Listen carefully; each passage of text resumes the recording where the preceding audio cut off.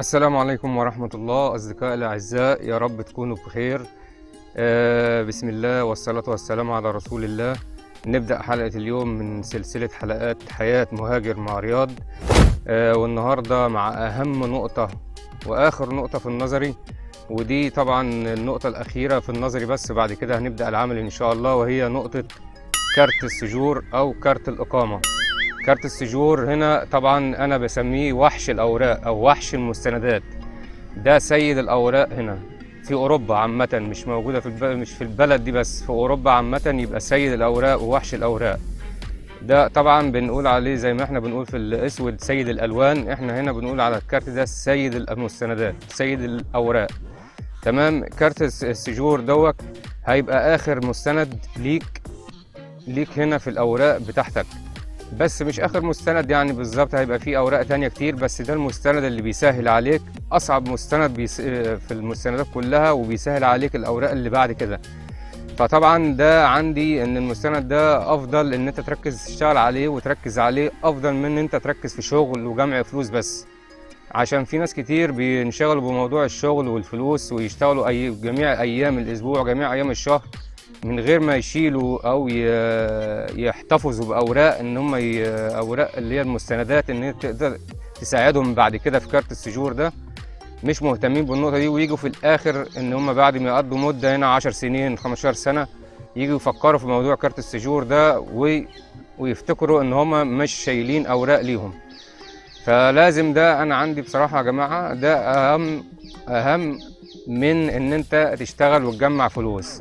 ده الافضل ليك طبعا في اوروبا كلها، وتشتغل بيه في اي مكان، وبعد كده الفلوس بتيجي من خلال الكارت ده.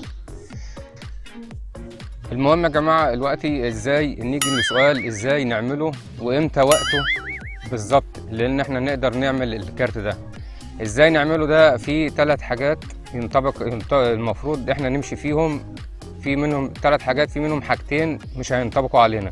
ال3 حاجات دول ان طبعا كارت السجور ده له قانون. ال3 حاجات دول يا اما اللي تعمل اللجوء، او تعمل جواز، او تعمل حاجه اسمها اقامه استثنائيه.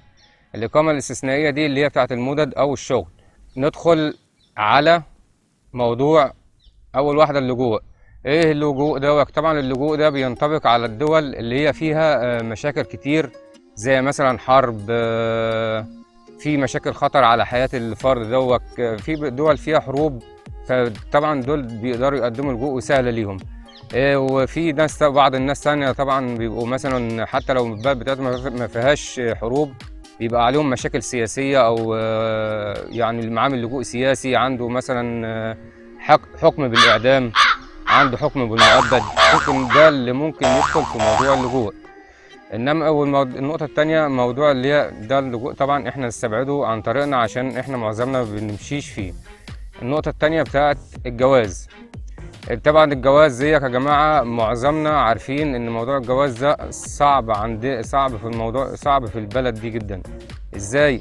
ان انت معظم الستات هنا بجميع جنسياتهم واخدين عننا فكره مش كويسه، واخدين عننا فكره ان الفرد او الشخص اللي عايز يتجوز ده معهوش اوراق وعايز يتجوز عشان ياخد الاوراق. طبعا حصلت مشاكل كتير بسبب الموضوع ده فعلا، وهم من حقهم ان حصلت مشاكل كتير وحالات طلاق كتير.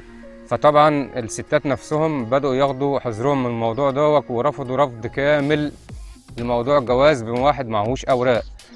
غير ان البلد عملت قيود جامده، قيود صارمه، ان موضوع الجواز دوت يبقى عن طريق قيود من الدوله، وفيها مراقبه كمان ان انت الجواز ده حقيقي وفعلي. فانت نستبعد موضوع الجواز ده، عشان معظم الناس عندنا هنا فاكرين نفسهم ان هم فالنتينو والعرب، واي ست كمان هتشوفه هتتجوزه. يعني في ناس واخده فكره لحد دلوقتي في نفسها ان هي ممكن اي واحده ست هتقابله يشوفها يكلمها تقول له اهلا وسهلا اهلا بيك. فانت معلش ما تفتكرش نفسك فالنتينو ولا روميو ان انت تقدر الست دي تقبلك تتجوزك. انت خليك في الامر الواقع وفكر بره الصندوق، اشتغل. فاحنا دلوقتي ندخل على النقطه الثالثه اللي هي الاقامه الاستثنائيه. ايه هي الاقامه الاستثنائيه ديت؟ الاقامه الاستثنائيه ديت ان انت تفضل قاعد مدد مده معينه هنا ينطبق عليك فيها القانون.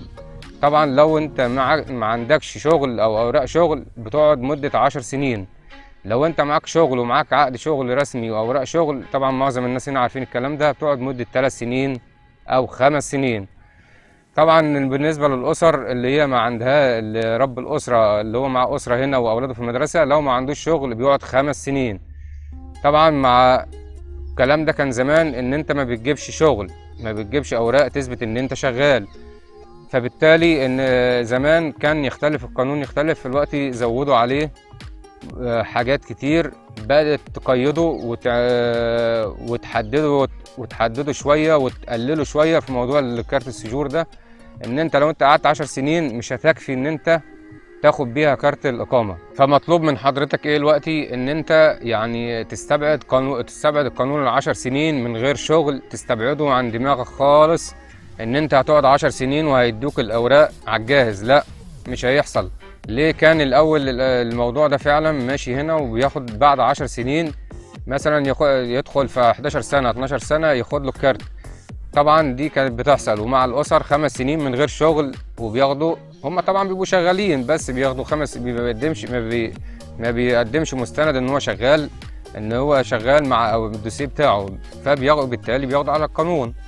فده دلوقتي مع كتر الضغط بتاع الناس وزياده الطلبات بتاع كارت السجور هنا وكثره المهاجرين، بدأوا يعملوا ان انت لازم تبين حسن نيتك ان انت هتشتغل، او حتى اشتغلت شهرين 3 4 5 6 شويه مع ال10 سنين. فبتثبت حسن نيتك ازاي؟ في حاجه اسمها فيشات دبي.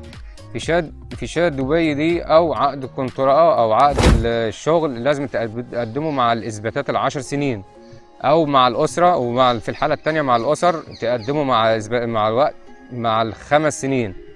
طبعا الاسره مع 5 سنين وتقدم ان انت هتشتغل، ومع بالاضافه ان هم لازم يكون عندهم اولاد في المدارس لمده 3 سنين.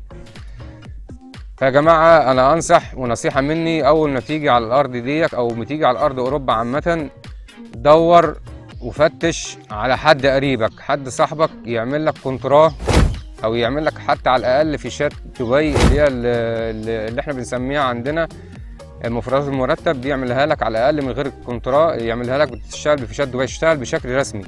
دي بتقلل لك المده، فبدل ما بتقعد 10 سنين وفي الاخر يجي يقول لك هات اوراق شغل، فانت بتقعد 3 سنين او 5 سنين.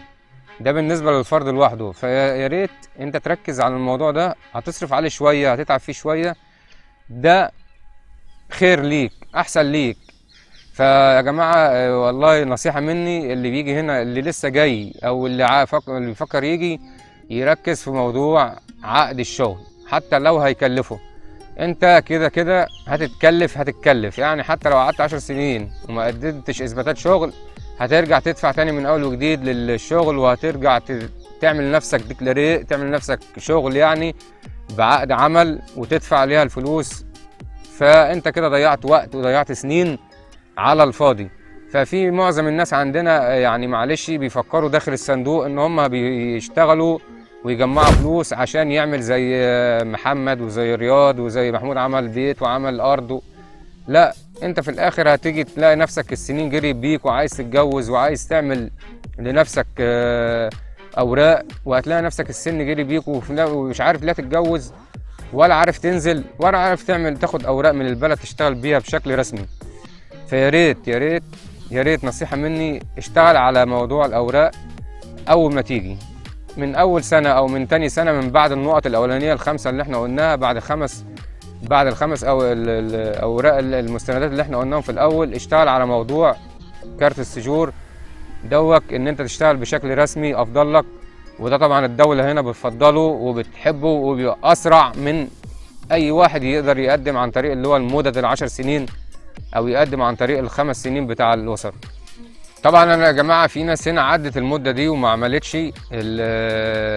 عملتش موضوع الكونترا او الفيشات دبي. يقول لك مثلا انا اعمل ايه؟ انا قعدت 10 سنين او قعدت 12 سنه ومش عارف اعمل فيشات دبي. في حاجه مهمه هنا برضو بيحبذوها هنا في الدوله، ان انت تقدم مع الدوسيه بتاعك بتاع كارت السجور ده حاجه اسمها وعد بالعمل. وعد بالعمل ديك يعني زي اقرار من صاحب الشغل، ان انت من صاحب العمل ان انت هتشتغل معاه بعد ما بتحصل على كارت السجور. فايه هو لازم في حاجه، 3 حاجات لازم ترفقهم مع الاقرار ده. اول حاجه اسمها السرفه بتاعه الشركه بتاع صاحب العمل. تاني حاجه اسمها كبيس. تالت حاجه اخر ايصال ضرايب دفع بيه للدوله.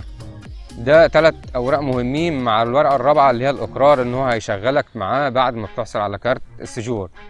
فيا جماعه لو انت عداك الوقت ودخلت في موضوع ال10 سنين، حاول تجيب موضوع وعد بالعمل ده، افضل لك والله يعني من اي حاجه، وهيقوي دوسيهك وهيكون دوسيهك قوي، ومش هتاخد وقت في الرد عليك.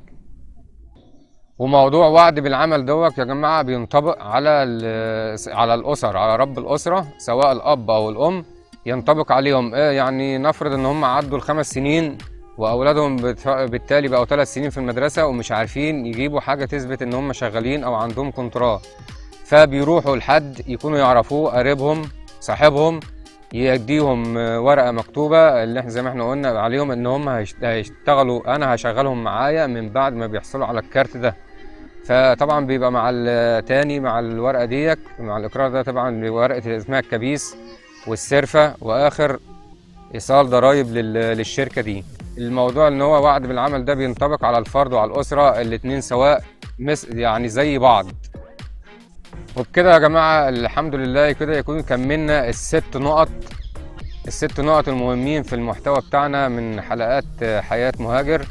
دول ال6 نقط اللي احنا اتكلمنا عليهم في الاول، وان شاء الله هننتقل على بعد كده على اعاده ل3 حلقات، ال3 حلقات الاولانيين الاولى والثانيه والثالثه هنتنقل عليهم اعاده حلقه حلقه، وعشان زي ما انا قلت لكم ان هم كانوا الاداء بتاعهم مش عاجبني والمونتاج بتاعهم مش عاجبني، فان شاء الله هنعمل لكم 3 حلقات اعاده، ومن بعد ال3 حلقات هندخل على الحياة العملية، هننتقل على حاجة ان الحياة العملية بتاعت المهاجر وازاي بيقضي يومه وازاي شغله وازاي سكنه.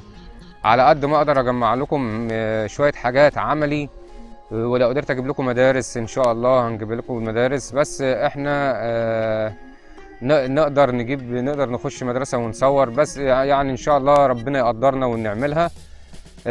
فانا طالب منكم لو الحلقه دي عجبتكم وتعملوا لنا اشتراك واعجاب وشير عشان الناس تتفرج عليها، عشان نقدر نكمل معاكم بقيه الحلقات، عشان طبعا عدد المشتركين لسه قليل جدا، فاحنا عايزين نكمل بقيه الحلقات دي ان شاء الله. وما نيأس، لازم نكمل ان شاء الله. انا هدي لنفسي عزيمه هكمل ان شاء الله بمساعدتكم واشتراككم معايا واعجابكم بالقناه. ونشوفكم على خير، والسلام عليكم ورحمة الله.